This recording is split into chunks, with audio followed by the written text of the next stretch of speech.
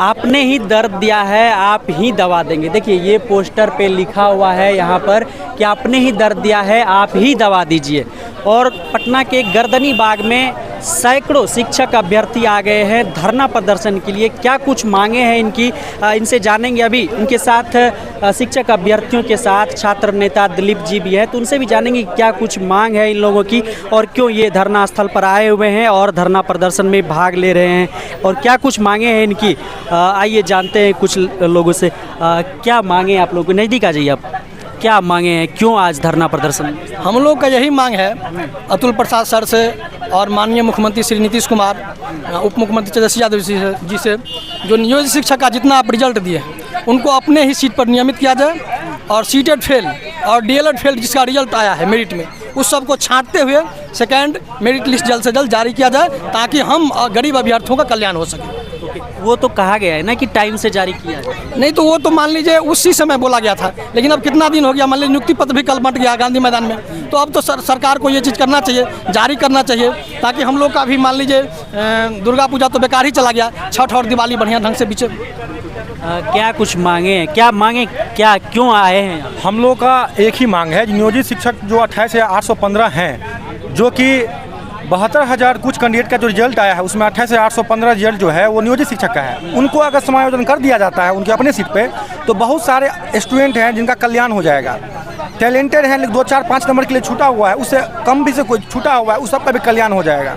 बस यही हम लोग का मांग है, जो नियोजित को अपने सीट पर समायोजन कर दिया जाए। कहना है कि नियोजित को उसके सीट पर समायोजन किया जाए नए अभ्यर्थियों जैसा कि कल गांधी मैदान से माननीय नीतीश कुमार जी भी कहे हैं कि एक मामूली सा एग्जाम लेकर के नियोजित शिक्षक को हम नियमित कर देंगे। तो जब आप मामूली एग्जाम लेंगे ही तो ये जो बीपीएससी से एग्जाम दिए हैं जो बेरोजगार का सीट खा रहे हैं उनको अपने ही सीट पे समायोजन करके फ्रेश कैंडिडेट को दे दीजिए। हमारे पास तो लाखों में अभ्यर्थी हैं जो अभी भी बेरोजगार हैं और अच्छे खासे नंबर लेकर के बेरोजगार बैठे हुए हैं। अच्छा, तो आप लोग का यही कहना है कि नियोजित को उसके जगह पे समायोजन और बाकी सीटेड फेल डीएलएड फेल को हटा करके फ्रेश रिजल्ट जल्द से जल्द सेकेंड मेरिट लिस्ट जारी किया जाए। आइए और भी कुछ छात्रों से हम बातें करते हैं।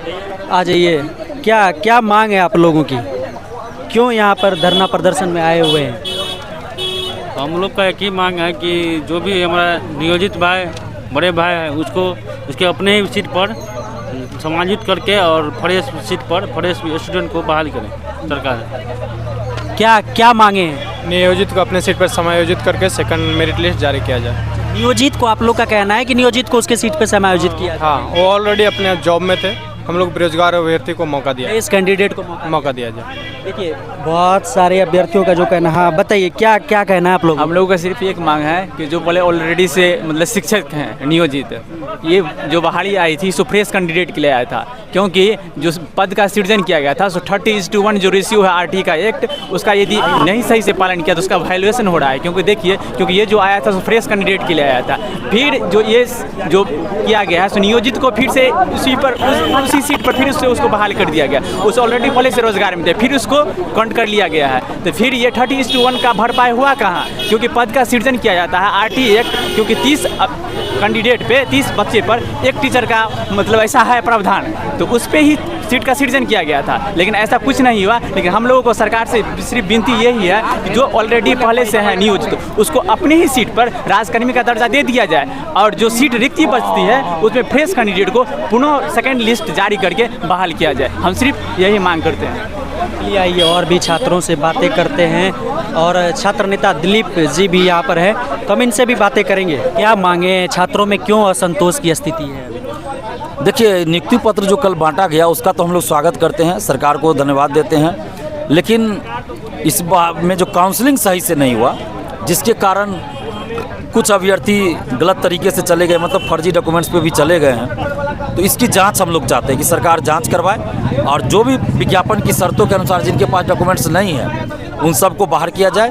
नियोजित शिक्षक जो सेलेक्ट हुए हैं इस बहाली में उनकी गिनती उनके सीट पे किया जाए जो पहले से वो नौकरी में है, और जितना सीट बचता खाली बचता उसके लिए सेकेंड लिस्ट जारी किया जाए। TRE 2 की अभी वैकेंसी का अनाउंसमेंट होना है, टोटल वैकेंसी का, तो कहीं ना कहीं उससे पहले आप चाह रहे हैं कि उसमें जितनी सीटें बचती है नियोजित शिक्षक को उसके सीट पर समायोजित करके फिर इसमें फ्रेश कैंडिडेट को मौका दिया जाए। बिल्कुल बिल्कुल वही हम लोग चाहते हैं कि बेरोजगारों को नौकरी मिले, जो नौकरी में है उनको आप नौकरी इसमें दे रहे हैं दीजिए, हम लोग विरोध नहीं कर रहे हैं, लेकिन उनकी गणना उन्हीं के सीट पे की जाए, या फिर आप इसमें जोड़ रहे हैं तो उतना सीट खाली हो जा रहा है। तो इसीलिए हम लोग कर रहे हैं कि सरकार से मांग कर रहे हैं, दिव्यांग भाई बहनों के लिए देख लीजिए कि इसमें क्यों नहीं रिजल्ट है। इसके अलावा TRE 2 में आपने BTET पहले नहीं कराया, CTET में मैथिली नहीं होता है तो पहले आपको BTET करवा लेना चाहिए, STET अच्छे से करवाना चाहिए, STET का भी मार्कशीट जो अपलोड था उसको हटा लिया गया, तो ये सब तो गड़बड़ी हुई है ना। अभी आपने वो बोला कि फर्जी भी कुछ अभ्यर्थी जा रहे हैं और उसमें तो आयोग इस चीज़ की लगातार जांच कर रही है और ऐसे अभ्यर्थियों की बाहर भी कर रही है, तो कहीं ना कहीं अब और अभी हाल फिलहाल में जो एक विज्ञापन के माध्यम से भी उन्होंने कहा था कि कुछ अभ्यर्थियों ने बिना किसी प्रूफ के ऐसा आरोप लगाया था, तो क्या कुछ है और आपके पास क्या प्रूफ है कि मतलब इस तरह की बातें हो रही हैं? देखिए हम तो मुकेश कुमार सिंह को सामने खड़ा कर दिए थे 25 अक्टूबर को। सब मुकेश कुमार सिंह नाम के व्यक्ति आ गए थे, खुद वो बोल रहे थे कि हमारे पास STET नहीं है, फिर भी हमको ज्वाइनिंग मिल गया। तो ये सब चीज़ देखना चाहिए, सरकार को इस पर जांच करवाना चाहिए। तो कहीं ना कहीं उसमें अभी भी आपको लग रहा है कि बहुत सारे फर्जी अभ्यर्थी हैं? बिल्कुल होंगे, यही तो जांच का विषय, जांच करवाए सरकार। हम लोग तो चाहते हैं कि जांच करवाए सरकार, जांच करवाए और जो भी फर्जी है उसको बहाल किया जाए। TRE 2.0 की वैकेंसी से पहले आप ये सब चीज़ें चाह रहे हैं या फिर काम चलेगा? नहीं, TRE 2 का अपना अलग शेड्यूल है, वो चलते रहे, उससे हमको कोई दिक्कत नहीं है। वैकेंसी तो उसमें ऐड करना पड़ेगा ना? इसमें आप पहले कीजिए कि जो खाली है उस पर बहाली कीजिए। इसमें आप बहाली चाह रहे हैं? इसमें अगर अभ्यर्थी नहीं मिलेंगे तब आप उसमें ऐड कर दीजिएगा, लेकिन जब अभ्यर्थी है तो उनको नौकरी दीजिए पहले, इसमें यही हमारी मांग है। तो क्या आप भी इनके समर्थन में या फिर क्या कुछ आप इस के बारे में सोचते हैं? कमेंट बॉक्स में अपनी उपस्थिति दर्ज करके जरूर लिखिएगा। मिलेंगे आपसे एक और हेल्पफुल सेशन में। जय हिंद।